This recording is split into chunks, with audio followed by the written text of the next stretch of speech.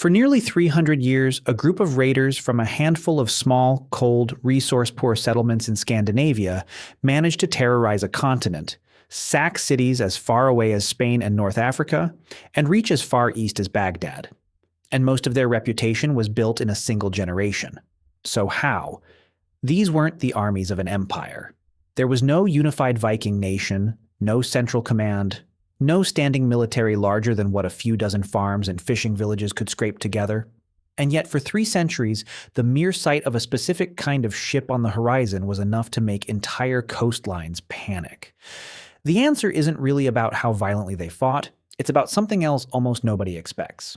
It starts on June 8th, 793, at a monastery on the island of Lindisfarne, off the coast of northern England. The monks there had no warning. No standing army defended them because monasteries weren't military targets. They were sacred ground, generally left alone even during wars between Christian kingdoms. A contemporary scholar named Alcuin later wrote that never before had such an atrocity been seen in Britain, describing the raid as something that came, in his words, like a bolt from an unknown sky. Within hours, the raiders were gone, back on their ships, carrying away silver, sacred objects, and captives. This single raid didn't just terrify England. It announced almost overnight that the rules everyone assumed applied to warfare in medieval Europe no longer did. The reason they could hit somewhere like Lindisfarne at all comes down to a piece of technology most people underestimate: the longship. Longships were shockingly shallow, often drafting less than a meter of water, which meant they weren't limited to open ocean or deep harbors. They could sail directly up rivers deep into the interior of a country, striking targets that had never once considered themselves within reach of a seaborne attack. A longship could also be beached directly on open shoreline and relaunched quickly, meaning raiders didn't need ports, docks, or any kind of prepared landing site. They could appear almost anywhere with almost no warning. Speed compounded this even further. A well-crewed longship could travel roughly 15 to 20 kilometers per hour under favorable conditions, fast enough that a raid could hit a target, loot it, and be back at sea before any organized response had time to form.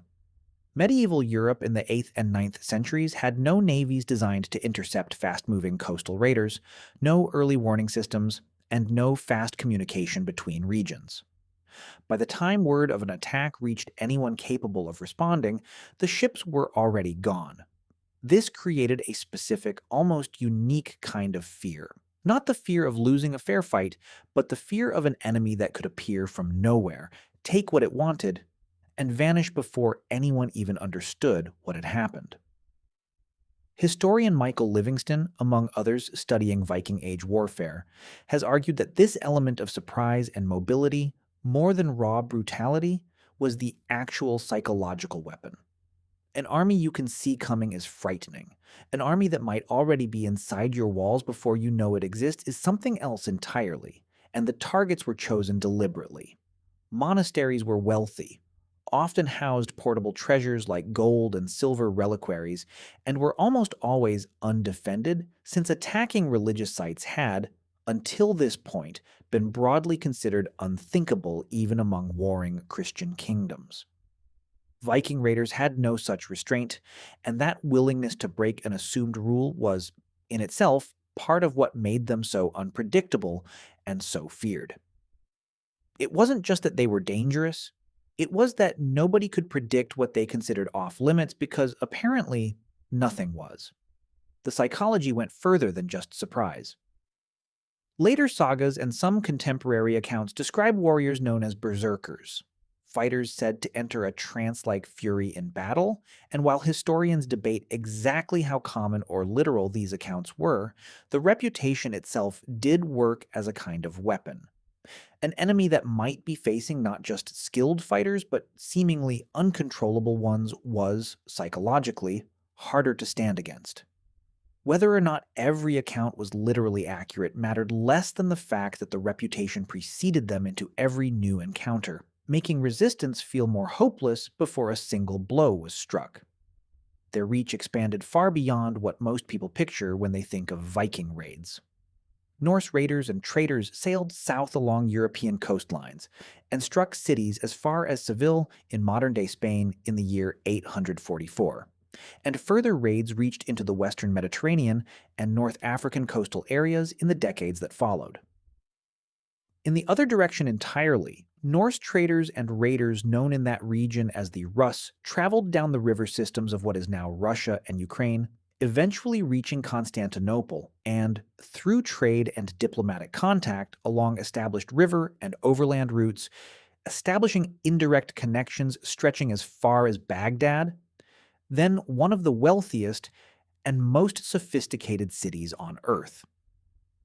A single interconnected network of seafaring people, operating from small farming settlements, had somehow built contact with two of the most powerful civilizations of the medieval world, from opposite directions using nothing but ships, rivers, and an enormous appetite for opportunity. This wasn't only about raiding, either. The same seafaring skill and appetite for risk that made Vikings terrifying, as attackers also drove genuinely staggering feats of exploration. Norse settlers reached and colonized Iceland in the 9th century, pushed on to Greenland by the late 10th century, and briefly established a settlement in North America, at a site now called L'Anse aux Meadows in modern Newfoundland, roughly 500 years before Columbus. The same restless, opportunistic energy that emptied monasteries of silver also crossed open ocean toward a continent nobody in Europe yet knew existed. Here's the part that surprises people. Most Vikings weren't professional warriors in the way we imagine today. They were farmers, fishermen, and traders first who raided seasonally, often when conditions at home were poor or when a particular expedition promised enough wealth to be worth the risk. There was no standing Viking army in the way there was a Roman legion or a later medieval feudal levy. What made them effective wasn't superior training or unmatched physical strength. It was decentralized, fast, opportunistic aggression, dozens of independent crews, each capable of striking on their own initiative, with no single point of failure and no central command to defeat. That decentralization is also, historians argue, part of why the fear lasted so long. You couldn't defeat the Vikings by winning one battle or killing one king, because there wasn't one unified force to defeat. Every region facing raids was essentially facing a different, independent threat that happened to share a similar ship design, a similar seasonal pattern, and a broadly similar culture of opportunistic raiding. Victory in one place did almost nothing to prevent an entirely different crew from striking somewhere else entirely. That said, raiding did eventually shift towards something closer to conquest. In 865, a coalition of Norse forces, later called the Great Heathen Army, landed in England, and rather than simply raiding and withdrawing, fought sustained campaigns over years, and ultimately conquered and settled large portions of eastern England in territory that became known as the Danelaw. This marked a turning point. The same mobility and aggression that had once meant hit-and-run terror could, when scaled up and sustained, mean permanent occupation. Some of the reputation, to be fair, is exaggerated. Later medieval writers, and especially later folklore, layered on details that modern historians treat with real skepticism. The horned helmets among them, which have essentially no archaeological support and appear to be a 19th century invention. But the exaggeration grew on top of something that was already genuinely alarming. You don't need myths to explain why coastal Europe feared an enemy who could appear at dawn, strike a target nobody expected to be vulnerable, and disappear before any army could reach the scene. By the mid-11th century, the Viking Age as historians typically define it was ending, driven by changes including the increasing Christianization of Scandinavia, more centralized and better defended kingdoms across Europe, and Scandinavian rulers themselves increasingly focused on building formal states rather than seasonal raiding. But for nearly 300 years, that specific combination, shallow fast ships, decentralized crews, willingness to hit undefended sacred targets, and an ability to strike almost anywhere reachable by water had been enough to make a genuinely small population feel, to the rest of a continent, almost unstoppable. The monks at Lindisfarne never saw the ships coming that morning in 793. Neither did most of the people who feared Vikings for the next 3 centuries. That, more than any weapon or any warrior, was the entire point.